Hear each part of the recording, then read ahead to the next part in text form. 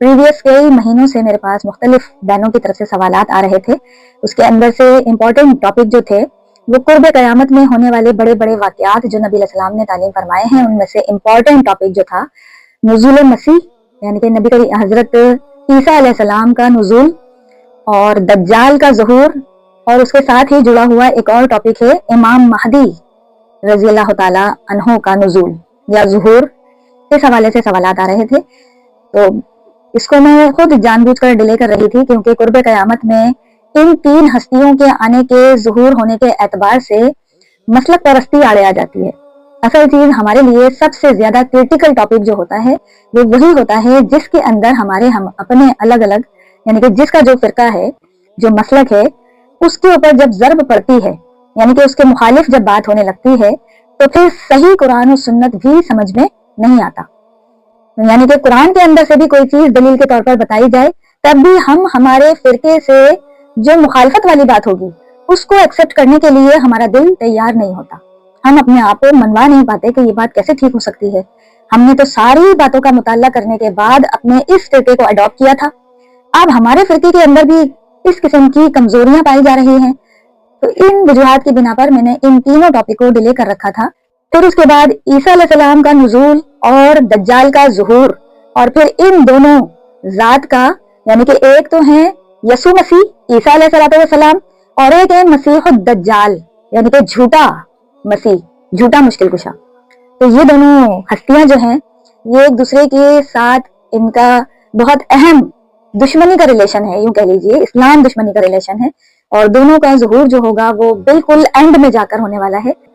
और आज के दौर में भी ये दोनों बड़े बड़े मसालिक अहले सुन्नत और अहले तशय्यो, इन दोनों मसालिक का इस बात पर इत्तेफाक है, दोनों मसालिक, इनकी किताबें, इनके इमाम, इनके जो अकायद रखने वाली तमाम की तमाम तालीमात हैं, वो सब इस बात पर मुत्तफिक हैं। एक कुर्ब क़यामत से पहले, अयामत जाहिर होने से पहले पूरी दुनिया में मुसलमानों की हुकूमत कायम होगी इंशाअल्लाह। अब ये नबी करीम सल्लल्लाहु अलैहि वसल्लम की बताई हुई तालीमात की ही रोशनी में जिक्र कर रहे हैं कि नबी सल्लल्लाहु अलैहि वसल्लम ने अपने उम्मत के हवाले से 5 बड़े बड़े अदवार, बहुत बड़े बड़े दौर जो आने वाले हैं उनको जिक्र किया है, और मुत्तफ़क़ुन अलैह हदीसात में रखा है। तो हम ये समझते हैं शायद उस मसलक ने हमें अपना लोगो लगाने की परमिशन दे दी है, और ये हमारे ऊपर बड़ा एहसान किया है उस जमात ने, जबकि ऐसा हरगिज हरगिज नहीं है। आप दीन के लिए काम करें, दीन ये किसी मसलक की जागीर नहीं, समझ लीजिए अल्लाह सुब्हानहू व तआला दीन का बानी है, इस्लाम का बानी है। यहाँ तक कि अंबिया कराम जो हैं वो भी दीन के बानी नहीं है। बानी कहते हैं बनाने वाले को, जिस तरह पाकिस्तान के बनाने वाले, पाकिस्तान के बानी कायदे आजम को मेंशन किया जाता है ना, दीन के हवाले से हम किसी अंबिया को भी नाम मेंशन नहीं कर सकते कि फला नबी दीन का बानी है, नहीं, बल्कि अंबिया कराम जो होते हैं वो भी दीन के रिप्रेजेंटेटर होते हैं, दीन का तारुफ करवाने के लिए आते हैं। शरीयत अल्लाह सुब्हानहू व तआला मुरत्तब करते हैं, शरीयत भेजता है अल्लाह सुब्हानहू व तआला, जिस नबी के ऊपर चाहता है, जैसी शरीयत चाहता है वो वहां पर उस नबी के ऊपर वैसी शरीयत उस दौर के मुताबिक कर रही है। नबी करीम सल्लल्लाहु अलैहि वसल्लम ने फरमाया, अल्लाह सुब्हानहू व तआला जब तक चाहेंगे तो मैं नबुवत दुनिया में बाकी रहेगा। फिर अल्लाह सुब्हानहू व तआला जब सल्लल्लाहु अलैहि वसल्लम ने फरमाई, और मेरी वफात के बाद खिलाफत अला मिनहाजुन नबुवा कायम हो जाएगी, यानी कि खिलाफत का दौर आ जाएगा, और जब तक अल्लाह सुब्हानहू व तआला चाहेंगे दौर खिलाफत कायम रहेगी, खिलाफत अला मिनहाजुन नबुवा कायम रहेगी, और फिर उसके बाद जब अल्लाह सुब्हानहू व तआला चाहेंगे खिलाफत अला मिनहाजुन नबुवा को उठा लेंगे, यानी कि इंसाफ का दौर, खिलाफत जो अदल पर कायम हो वो खत्म हो जाएगी। फिर तीसरी पेशन को आप सल्लल्लाहु अलैहि वसल्लम ने फरमाई, फिर खिलाफत के बाद मुल्क जिक्र किया हदीस के अंदर, और हमारे उस्तादों में से डॉक्टर इसरार अहमद साहब इसको इस तरह बयान किया करते थे, यानी कि अपने हाथों से उंगलियों को दांतों से चबाने वाले अंदाज में जिक्र किया करते थे कि मुल्कुन औवा, काट खाने वाली मुल्कियत आ जाएगी, यानी कि दौरे खिलाफत के बाद ऐसे हुक्मरान आएंगे जो अपने मुखालिफिन, जो भी कोई उनकी मुखालफत करने खड़ा होगा ना, चाहे वो हक पर भी हो, लेकिन उसकी जड़ काट के रख देंगे। जो मुखालिफ चाहे ऐसे सहाबा कराम में से ही क्यों ना हो, ऐसे हाकिम मुसल्लत हो जाएंगे ये तीसरी पेशन गोई थी आप सल्लल्लाहु अलैहि वसल्लम की कि काट खाने वाली मलूकियत ये मुसलमानों के ऊपर मुसल्लत हो जाएगी। तो जब तक अल्लाह सुब्हानहू व तआला चाहेंगे ये मुसल्लत रहेंगे मुसलमानों के ऊपर, और जब अल्लाह सुब्हानहू व तआला की मंशा होगी अल्लाह सुब्हानहू व तआला ऐसे काट खाने वाले हुक्म आप सल्लल्लाहु अलैहि वसल्लम ने फरमाई।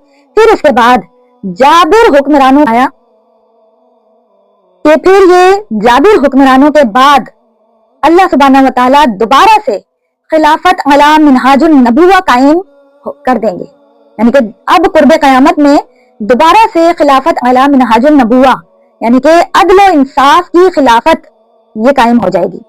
और ये जाहिर सी बात है पूरी दुनिया में नबी करीम सल्लल्लाहु अलैहि वसल्लम ने फरमाया कि जब खिलाफत अला मिनहाजुन नबुवा कायम होगी तो पूरी दुनिया में मुसलमानों का गलबा होगा।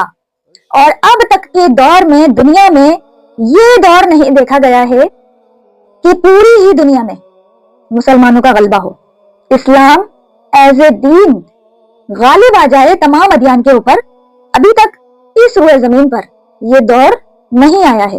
इसमें ये बात पोशीदा है कि ये जो पांचवा दौर आएगा ये बिल्कुल कुर्ब कयामत में जाकर आएगा और तमाम के तमाम मसालिक, तमाम के तमाम फिरके एक इमाम के झंडे तले यकजा हो जाएंगे। और उसके हवाले से जाहिर सी बात है कि इमाम महदी अलैहिस्सलातु वस्सलाम के तरफ इशारा है इस एतबार से। तो ये बात लाजमी है कि एक इमाम के झंडे तले जमा होने से पहले ये सुन्नी शिया तफरीक तो खत्म होनी पड़ेगी।